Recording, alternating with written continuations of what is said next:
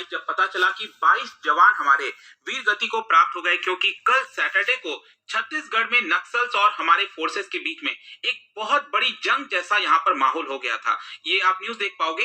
22 जवान killed, 31 injured in deadly encounter with Naxals on Sukma Bijapur border. तो इसके बारे में मैं आपको डिटेल्स तो बताऊंगा ही कि एग्जैक्टली यहाँ पर कहाँ पे हुआ है, क्या क्या चीजें रही, इंटेलिजेंस रिपोर्ट क्या कहती है, तो इसको लेकर फोर्सेस ने क्या किया, हर एक चीज को हम डिटेल में समझने की कोशिश करेंगे। चलिए आगे बढ़ते हैं। चलिए यहाँ पर एग्जैक्टली देखते हैं हुआ क्या है। तो 22 जवान अभी के लिए बताया जा रहा है कि ऑलरेडी वो उनकी मृत्यु हो चुकी है और 31 फोर्सेस जवान को काफी ज्यादा इंजरी हुई थी और अभी भी बताया जा रहा है कि एक जो सोल्जर है वो मिसिंग है, तो उसको ढूंढने की कोशिश की जा रही है। इन सारी चीजों को देखते हुए अभी के लिए यहाँ पर एक ऑपरेशन लॉन्च कर दिया गया है ताकि जो पूरा एरिया है, क्योंकि ये जो घटना हुई है मैं आपको बता दूं सुकमा बीजापुर बॉर्डर में, अभी आपको मैप में दिखाऊंगा हर एक चीज।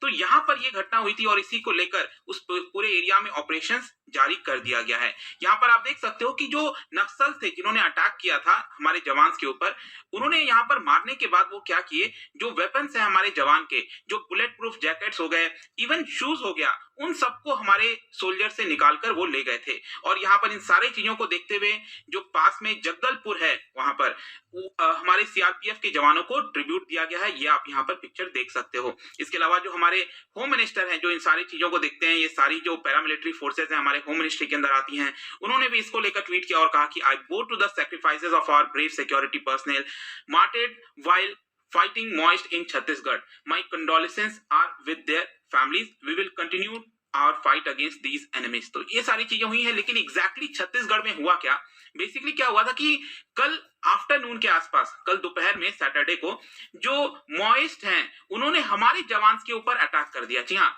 कल सैटरडे को मॉइस्ट ने हमारे जवान के ऊपर अटैक कर दिया और उसके बाद दोनों के बीच में हमारी फोर्सेस और जो नक्सलाइट्स हैं उन दोनों के बीच में काफी बड़ी एक जंग देखी गई थी सुकमा बीजापुर बॉर्डर। अब आप देख सकते हो ये पूरा आपका छत्तीसगढ़ का मैप है, इसमें सारे डिस्ट्रिक्ट्स आपको दिख रहे होंगे और ज्यादातर जो नक्सल्स का इंपैक्ट है वो आपको सदर्न रीजन में ही देखने को मिलता है। और इसमें भी अगर आप देखोगे तो सुकमा, बस्तर, ये काफी फेमस प्लेसेस हैं। तो ये सुकमा हो गया और यहाँ पर बीजापुर है। इसका जो बॉर्डर आपको यहाँ पर दिख रहा है, इसी बॉर्डर एरिया पर बताया गया कि दोनों के बीच में काफी बड़ी जंग हुई थी। ऑल्दो मैं आपको बता दूं कि ये जो नक्सल्स हैं वो काफी समय से प्लानिंग कर रहे थे यहाँ पर अटैक करने के लिए और उन्होंने क्या किया कि हमारे जवानों को एक तरह से ट्रैप कर लिया 2 किलोमीटर के रेंज में। ठीक है, हमारे जवान वहां पर मौजूद थे। वो क्यों थे हमारे जवान वहां पर वो भी मैं आपको रीजन बताऊंगा आगे, लेकिन उस 2 किलोमीटर के अंदर ट्रैप कर लिया गया और पूरा फॉरेस्ट का एरिया होता है और इसी के बीच में हमारे जवानों को काफी ज्यादा नुकसान हुआ। इनफैक्ट यहाँ पर आप देख सकते हो कि जहां पर ये पूरा एम्बुश देखने को मिला है वो 15 किलोमीटर ही दूर था। जो हमारा कैंप है, जो बड़ा कैंप होता है, उसमें कई सारे सिक्योरिटी फोर्सेज होते हैं, तरेम बेस कैंप। यहाँ पर आप इनफैक्ट इस मैप में देख पाओगे, ये बेसिकली बॉर्डर हो गया पूरा।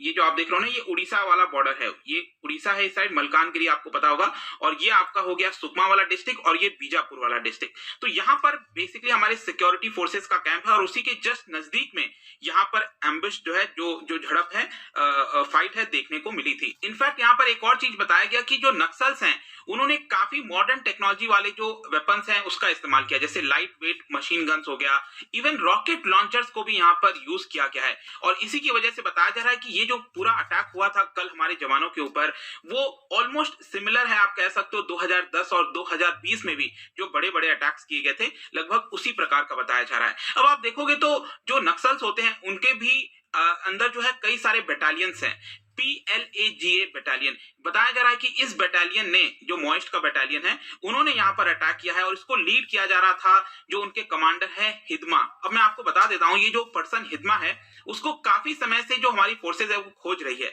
इसके बारे में भी मैं आपको बताऊंगा। लेकिन ये जो पूरा बटालियन है इसमें करीब 250 नक्सल्स थे जिन्होंने यहाँ पर अटैक किया, 250 नक्सल्स। इसके अलावा यहाँ पर बताया जा रहा है कि ये जो नक्सल्स थे 250 ग्रुप का, यहाँ पर जो प्लेटून्स हैं और भी कई सारे जो ग्रुप्स हैं, कमिटीज हैं अलग अलग एरियाज के, उन्होंने भी इस पूरे ग्रुप को मदद करने की कोशिश की। इनफैक्ट यहाँ पर यह भी बताया गया कि 60 से 80 जो मॉइस्ट हैं वो उस एरिया में देखे गए थे रिसेंटली। जैसे ये एम्बुश हुआ था दोनों फोर्सेस के बीच में, उसके जस्ट पहले यहाँ पर ये जो 60 से 8 नक्सल्स हैं वो देखे गए थे। जहां तक ये जो पर्सन है, जो कमांडर है हिदमा, माधवी हिदमा नाम है इसका पूरा, और बताया जाता है कि 25 लाख रुपए का इनाम सरकार ने इसके ऊपर रख रखा है।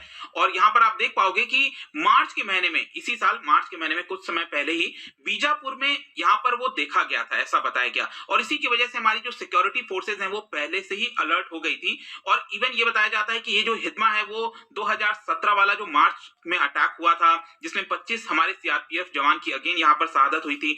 इन सारी चीजों को देखते हुए आप कह सकते हो कि हमारे फोर्सेस को ये जो पर्सन है माधवी हिदमा, इसकी लंबे समय से तलाश है। इनफैक्ट बताया जाता है कि ये जो पर्सन है उसको मल्टी लेयर्ड प्रोटेक्शन से सुरक्षा किया हुआ है। उनके लोगों ने, जो नक्सल्स हैं, उन्होंने मल्टी लेयर यहाँ पर सुरक्षा दे रखी है। बताया जाता है कि सबसे फिटेस्ट जो नक्सल्स होते हैं वो इसकी सुरक्षा में लगे रहते हैं। करीब 1 किलोमीटर दूर से ही यहाँ पर एक पर्टिकुलर आपका जो लेयर्ड है वो लगा रहता है नक्सल्स का। फिर 500 मीटर पर एक और लेयर होता है उसकी सुरक्षा में, और 200 मीटर पर भी उसकी सुरक्षा में लेयर होता है। मतलब उसको प्रॉपर तरीके से प्रोटेक्ट किया हुआ है उनके लोगों ने। और यहाँ पर जैमर्स का भी वो इस्तेमाल करते हैं ताकि जो कम्युनिकेशन सिस्टम है हमारी सिक्योरिटी फोर्सेस का, उसको भी यहाँ पर डिस्टर्ब कर पाए। और वो 1st बटालियन से बिलोंग करता है, नक्सल्स के जो बटालियंस हैं। और बताया जाता है कि जितने भी बड़े अटैक हैं वो इसी के द्वारा किए गए हैं। तो सिक्योरिटी फोर्सेस को पहले से तलाश थी। इनफैक्ट मैं आपको बता दूं कि कल ये जो पूरा अटैक हुआ है इसमें इंटेलिजेंस रिपोर्ट पहले से ही आ गई थी। बिल्कुल, ये इंटेलिजेंस रिपोर्ट पहले से ही आ गई थी। यहाँ पर अलर्ट कर दिया गया था सिक्योरिटी फोर्सेस को। ये जो बीजापुर सुकमा बॉर्डर मैंने आपको बताया कि वहां पर नक्सल्स का प्रेजेंस देखा गया है, माओइस्ट का, और कंफर्म भी किया गया था कि 200 से 300 नक्सल्स यहाँ पर जो है ऑलरेडी काफी समय से मौजूद हैं, पास्ट सेवरल डेज। और यहाँ पर वो कोशिश करेंगे कि आईईडी के माध्यम से अटैक किया जाए बीजापुर के अंदर, और जो सिक्योरिटी फोर्सेस के कैंप्स हैं उसको भी अटैक किया जाएगा। ऐसा इंटेलिजेंस रिपोर्ट में पहले से ही बता दिया था। अब देखिए, जब ये रिपोर्ट आती है तो उसके बाद यहाँ पर हमारी सिक्योरिटी फोर्सेस भी अलर्ट हो जाती हैं। इसी को देखते हुए यहाँ पर एक ऑपरेशन भी लॉन्च कर दिया गया था 2 अप्रैल को, जिसमें 400 हमारे जो पर्सनल हैं सीआरपीएफ से, कोबरा यूनिट से, डीआरजी, स्पेशल टास्क फोर्स से, करीब 400 पर्सनल ने यहाँ पर ये ऑपरेशन लॉन्च किया था। और इस ऑपरेशन के दौरान ही, मतलब ये जो पूरा ऑपरेशन चल रहा था इसी के दौरान बताया जाता है कि 2 अप्रैल को हुआ। और ये पूरा जो दोनों फोर्सेस के बीच में अटैक हुआ था ये आपका 3 अप्रैल को ही हो गया, जिसमें गन फायर्स वगैरह काफी लंबे समय तक चला। बताया जा रहा है कि 3 से 5 घंटे तक लगातार यहाँ पर दोनों माओइस्ट और हमारी फोर्सेस के बीच में जो है अटैक देखने को मिला था। इसके अलावा आप देख सकते हो कि ऐसा नहीं है कि हमारे फोर्सेस को ही नुकसान हुआ है, जो माओइस्ट हैं, जो नक्सल्स हैं, उनको भी काफी सारा लॉसेस हुआ है, क्योंकि उनको ट्रैक्टर से ले जाया जा रहा था, ऐसा भी देखा गया है। उनकी जो बॉडीज हैं, जो नक्सल्स हैं, वो उनके ट्रैक्टर से ले जा रहे थे।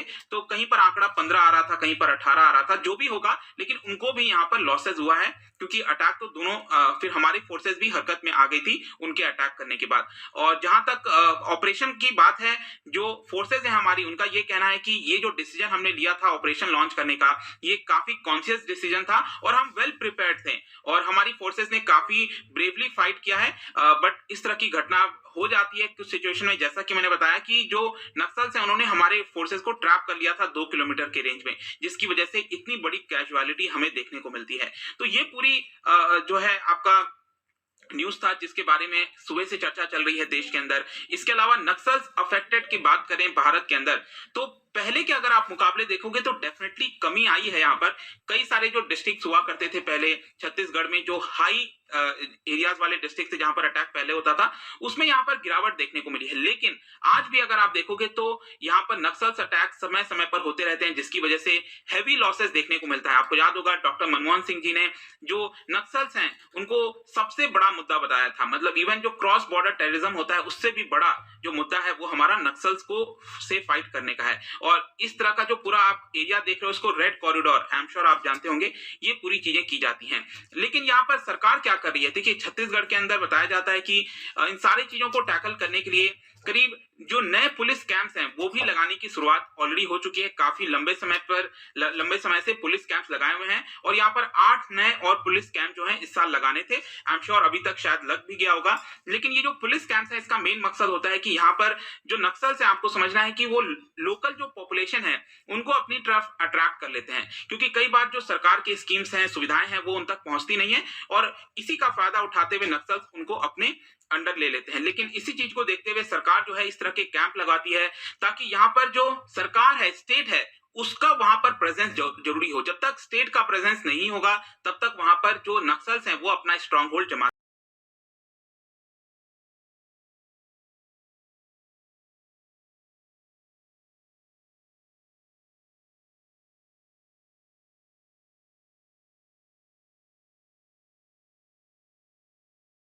भागते रहेंगे। और इनका ये भी मकसद होता है कि जो सिक्योरिटी है, क्रिटिकल इंफ्रास्ट्रक्चर है, रोड हो गया, मोबाइल टावर्स हो गए, उनको भी सुरक्षा प्रोवाइड करना, और जो उसी के माध्यम से जो बेसिक फैसिलिटीज होती हैं, राशन शॉप, आंगनवाड़ी सेंटर, उनको धीरे धीरे नक्सल अफेक्टेड एरियाज में खोलने की शुरुआत करना। तो ये सारी चीजें तो सरकार कर रही है, थोड़ा बहुत कमी भी आई है, लेकिन यहाँ पर कुछ समय पहले आपको याद होगा 2020 में ये खबर भी आई थी कि सरकार ने जो मॉडर्नाइजेशन का प्लान होता है पुलिस का, उसमें कटौती की है। तो ये सारी चीजें शायद नहीं करनी चाहिए। जो भी थोड़ा बहुत सक्सेस हमें मिला था नक्सल्स को जो है हैंडल करने का, वो हम कहीं लूज ना कर जाएं, इसके लिए सरकार को और ज्यादा फर्दर अलर्ट रहना पड़ेगा, ताकि इतनी बड़ी मात्रा में हमारे जो जवान शहीद हो जाते हैं, ऐसा हमें वापस देखने को ना मिले। तो ये पूरा वीडियो था दोस्तों रिगार्डिंग जो लेफ्ट विंग एक्सट्रीमिज्म हुआ है, नक्सल अटैक हुआ है कल हमारे जवानों के ऊपर। जाने से पहले मैं आपके लिए क्वेश्चन लेकर आया हूं लेफ्ट विंग एक्सट्रीमिज्म को लेकर। इसका 3 स्टेटमेंट है, इसको आप ध्यान से पढ़िए, और इसका जो